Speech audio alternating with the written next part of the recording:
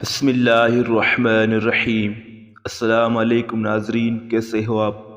ناظرین ذرا سوچئے، بھیک دینے سے غریبی ختم نہیں ہوتی۔ ہم نے دونوں عمر بچوں کو لیا، ایک کو پرانے کپڑے پہنا کر بھیک مانگنے بھیجا اور دوسرے کو مختلف چیزیں دے کر فروخت کرنے بھیجا۔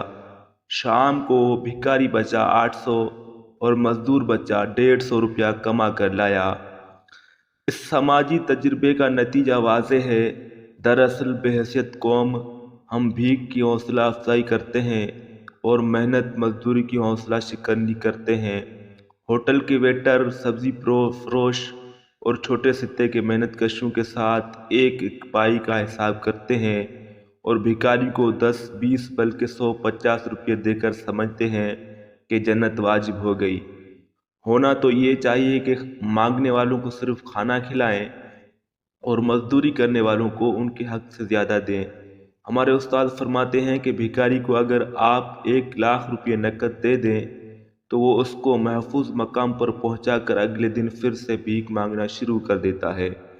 اس کے برعکس اگر آپ کسی مزدور یا سفید پوش آدمی کی مدد کریں تو وہ اپنے جائز ضرورت پوری کر کے زیادہ بہتر انداز سے اپنی مزدوری کرے گا۔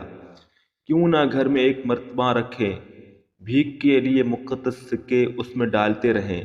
مناسب رقم جمع ہو جائے تو اس کے نوٹ بنا کر ایسے آدمی کو دیں جو بھکاری نہیں۔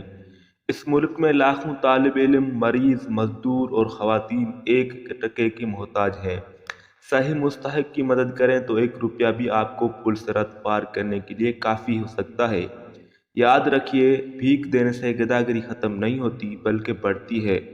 خیرات دیں، منصوبہ بندی اور احتیاط کے ساتھ، اس طرح دنیا بھی بدل سکتی ہے اور آخرت بھی بدل سکتی ہے۔ باقی آپ کی مرضی۔ تو ویڈیو پسند ہے، ویڈیو کو لائک کرو، چینل کو سبسکرائب کرو۔ اللہ